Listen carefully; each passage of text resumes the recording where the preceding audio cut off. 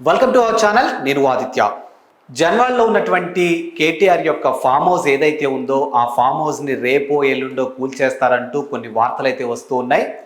కొన్ని సందర్భాల్లో చూసుకుంటే అది ఎఫ్టిఎల్ పరిధిలో ఉందని, బఫర్ జోన్లో ఉందంటూ హైడ్రా కమిషన్ ఇప్పటికే కేటీఆర్కి అయితే నోటీసులు జారీ చేసింది.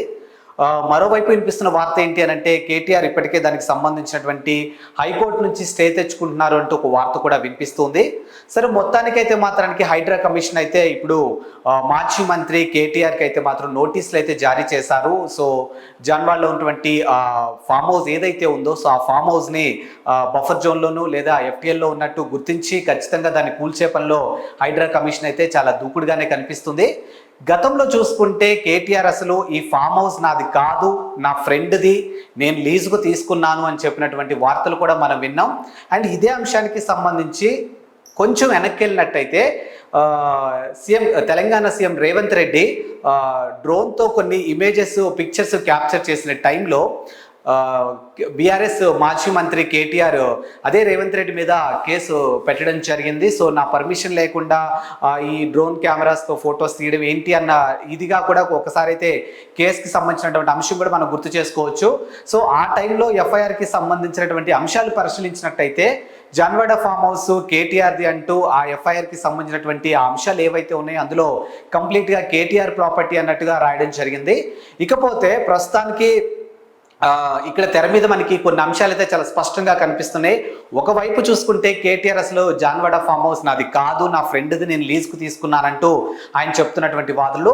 గతంలో ఇదే ఫామ్ హౌస్కి సంబంధించినటువంటి కేసు విషయంలో చూసుకున్నట్టయితే ఎఫ్ఐఆర్లో మాత్రం ఆ జాన్వాడ ఫామ్ హౌస్ ఏదైతే ఉందో అది కేటీఆర్కి సంబంధించి ఎఫ్ఐఆర్లో కొన్ని అంశాల ద్వారా అయితే తెలుస్తూ ఉంది. ఇకపోతే ప్రస్తుతానికి దీన్ని హైడ్రా కమిషన్ అయితే చాలా సీరియస్గా తీసుకుంది. ఇది బఫర్ జోన్లో ఉందంటూ లేదా ఎఫ్టిఎల్లో ఉంది అన్నట్టుగా మెన్షన్ చేసి నోటీసులు అయితే జారీ చేయడం జరిగింది. సో కానీ ఇప్పటికీ అది బఫర్ జోన్లో లేదు, ఎఫ్టిఎల్లో లేదు. ఒకవేళ ఉంటే నేనే బుల్డోజర్ తీసుకెళ్ళి కూల్చుతాను అన్నట్టు కేటీఆర్ చేసినటువంటి వ్యాఖ్యలు కూడా మనం చూసాం. ఇప్పుడు మొత్తానికి ఇటు కేటీఆర్ వాదనలు కానీ లేకపోతే అటు హైడ్రా కమిషన్కి సంబంధించిన రంగనాథ్ గారికి సంబంధించిన వాదనలు విన్న తర్వాత ఈరోజు ఇరిగేషన్ డిపార్ట్మెంట్ వాళ్ళు ఎవరైతే ఉన్నారో జన్వాడ ఫామ్ హౌస్కి అయితే వెళ్ళడం జరిగింది. సో మరి ఇప్పుడు ఆ ఫామ్ హౌస్ని వాళ్ళు పరిశీలించిన తర్వాత అసలు అక్కడ దగ్గరలో ఉన్నటువంటి చెరువు, అంటే ఇది మొత్తానికి చూసుకున్నట్టయితే జాన్వాడలో ఉన్నటువంటి ఫామ్ హౌస్ ఒక చెరువుని ఆక్యుపై చేసి ఆ ఫామ్ హౌస్ని నిర్మించినట్టు ఇప్పుడు హైడ్రా కమిషన్ గుర్తించి దానికి సంబంధించినటువంటి నోటీసులను అయితే జారీ చేసింది. మరి ఇప్పుడు ఇరిగేషన్ డిపార్ట్మెంట్ అయితే అక్కడికి వెళ్ళడం జరిగింది. సో మరి ఇరిగేషన్ డిపార్ట్మెంటు అక్కడ దగ్గరలో ఉన్నటువంటి చెరువుని చూసి అసలు ఆ చెరువు ఎంత విస్తీర్ణంలో ఉంది అని పరిశీలించి, అంటే చెరువుకి సంబంధించినటువంటి గత అంశాలు ఏవైతే ఉన్నాయో చెరువుకి సంబంధించినటువంటి ఫుల్ ఎవిడెన్స్ కానీ ఫుల్ డాక్యుమెంట్స్ కానీ మొత్తం పరిశీలించిన తర్వాతకి అసలు చెరువు ఎంత భాగంలో ఉంది, ఈ చెరువులోకి జాన్వాడలో ఉన్నటువంటి కేటీఆర్ నాది కాదు అంటున్నటువంటి ఫామ్ హౌస్ ఎంతవరకు ఎఫ్టిఎల్ పరిధిలోకి వచ్చింది, ఇది పక్కన పెడితే ఇది బఫర్ జోన్లో ఎంతవరకు ఉంది అనే అంశాన్ని ఇప్పుడు ఎవరైనా తెలియచేయాలి అని అంటే అది ఖచ్చితంగా ఇరిగేషన్ డిపార్ట్మెంట్ వాళ్ళే ఈ అంశానికి సంబంధించినటువంటి విషయాన్ని అయితే బయటకు వాళ్ళు తెలియచేయాలి. సో ఎందుకు అని అంటే ఇప్పుడు ఇరిగేషన్ డిపార్ట్మెంట్ వాళ్ళు ఇచ్చినటువంటి సమాచారం మేరకే ఇటు కేటీఆర్ కానీ లేకపోతే అటు హైడ్రా కమిషన్ వాళ్ళు కానీ దీని మీద ఒక స్టెప్ తీసుకునే అంశం అయితే మనకి చాలా స్పష్టంగా కనిపిస్తుంది. ఒకవేళ ఇరిగేషన్ డిపార్ట్మెంట్ వాళ్ళు చెరువు పలానా ఇంత విస్తీర్ణంలో చెరువు ఉంది, ఇంత ల్యాండ్ చెరువు ఉంది అని వాళ్ళు చెప్పిన తర్వాత ఆ ల్యాండ్లో ఎంతో కొంత ల్యాండ్ మిస్ అయింది అంటే మాత్రం అది ఖచ్చితంగా జాన్వాడకి కేటీఆర్కి సంబంధించినటువంటి ఫామ్ హౌస్ ఆక్యుపై చేసిందని వాళ్ళు ప్రాథమిక నిర్ధారణకు వచ్చారు అని అంటే మాత్రం ఖచ్చితంగా ఆ చెరువుని ఎంత భాగం వీళ్ళు ఆక్యుపై చేశారు అని గుర్తించి అంతవరకు మాత్రమే కూల్చే ప్రయత్నాలు ఉన్నట్టు ఒక వార్త అయితే వినిపిస్తుంది. మరి ఇప్పుడు మరోవైపు చూసుకుంటే ఇది బఫర్ జోన్లో కూడా ఎంతవరకు ఉంది అని చూసుకొని అంతవరకు కూల్చే ప్రయత్నాలు అయితే చేయబోవడానికి హైడ్రా కమిషన్ అయితే ముందుకు వస్తుంది.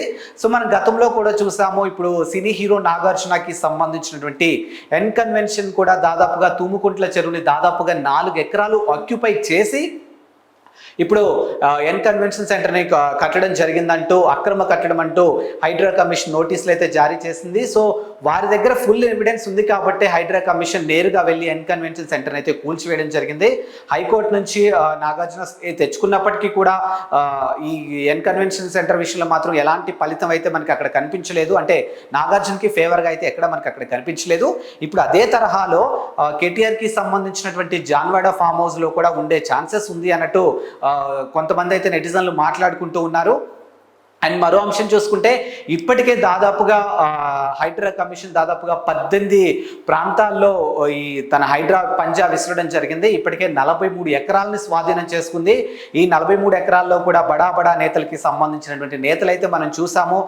సినీ హీరో నాగార్జున అవ్వచ్చు, లేకపోతే ప్రో కబడ్డీ ఓనర్ అనుపమ గారు అవ్వచ్చు, లేకపోతే ఇంకో చూసుకుంటే ఎంఐఎం పార్టీకి సంబంధించినటువంటి నేతలు కానీ, మాజీ మంత్రి సెంట్రల్ మాజీ మంత్రి పల్లం రాజు ఆయన బ్రదర్ అవ్వచ్చు, లేకపోతే కావేరీ సీట్స్ ఓనర్ అవ్వచ్చు, ఇలా ప్రతి ఒక్కళ్ళు కూడా ప్రభుత్వానికి సంబంధించినటువంటి ఆస్తుల్ని ఆక్యుపై చేసి అక్రమ కట్టడాలు నిర్మించి ఈరోజు ఆ కట్టడాలను కూల్చే ప్రయత్నంగా హైడ్రా వెళ్తున్నప్పుడు చాలా వరకు హైకోర్టు నుంచి స్టేలు తెచ్చుకునే ప్రయత్నాలు అయితే చేస్తున్నారు. బట్ స్టేలు తెచ్చుకున్నప్పటికీ కూడా ఏం తెచ్చుకున్నప్పటికీ కూడా జీవో 99 ప్రకారం ఆ ఏదైతే ల్యాండ్ ఉందో ఆ ల్యాండ్కి సంబంధించినటువంటి పత్రాలు కానీ, ఆ ల్యాండ్కి సంబంధించినటువంటి డాక్యుమెంట్స్ కానీ అన్ని పర్ఫెక్ట్గా ఉంటే మాత్రం హైడ్రా కమిషన్ ఎటువంటి ఆ విషయంలో యాక్షన్ అయితే తీసుకోనంటూ చాలా స్పష్టం చేస్తూ ఉంది. కానీ జీవో 99కి వ్యతిరేకంగా కానీ, లేకపోతే వాళ్ళు చూపిస్తున్నటువంటి పత్రాలు కూడా ఏ మాత్రం కూడా సరిగా లేకపోతే మాత్రం హైడ్రా తన పంజా విసరబోతుంది. సో మరి రానున్న రోజుల్లో ఈ హైడ్రా కమిషన్ ఇంకెలా ముందుకెళ్ళబోతుంది అనే అంశం కూడా చాలా ఆసక్తికరంగా చూస్తూ ఉన్నారు.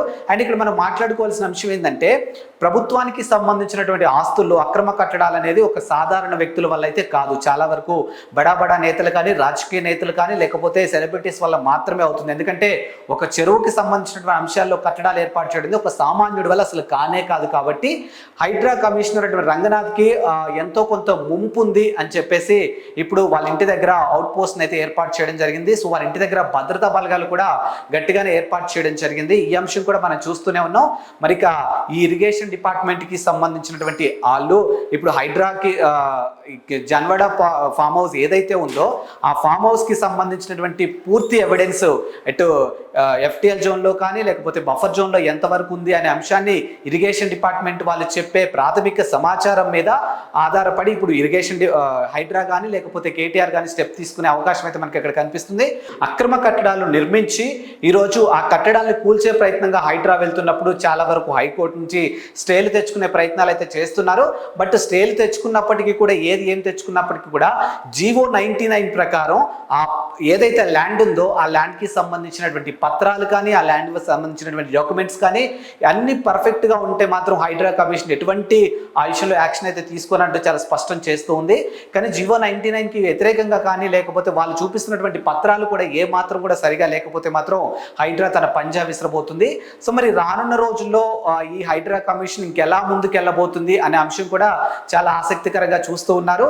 అండ్ ఇక్కడ మనం మాట్లాడుకోవాల్సిన అంశం ఏంటంటే, ప్రభుత్వానికి సంబంధించినటువంటి ఆస్తుల్లో అక్రమ కట్టడాలు అనేది ఒక సాధారణ వ్యక్తుల వల్ల అయితే కాదు. చాలా వరకు బడా బడా నేతలు కానీ, రాజకీయ నేతలు కానీ, లేకపోతే సెలబ్రిటీస్ వల్ల మాత్రమే అవుతుంది. ఎందుకంటే ఒక చెరువుకి సంబంధించినటువంటి అంశాల్లో కట్టడాలు ఏర్పాటు చేయడం ఒక సామాన్యుడి వల్ల అసలు కానే కాదు. కాబట్టి హైడ్రా కమిషనర్ రంగనాథ్కి ఎంతో కొంత ముంపు ఉంది అని చెప్పేసి ఇప్పుడు వాళ్ళ ఇంటి దగ్గర అవుట్ పోస్ట్ అయితే ఏర్పాటు చేయడం జరిగింది. సో వాళ్ళ ఇంటి దగ్గర భద్రతా బలగాలు కూడా గట్టిగానే ఏర్పాటు చేయడం జరిగింది. ఈ అంశం కూడా మనం చూస్తూనే ఉన్నాం.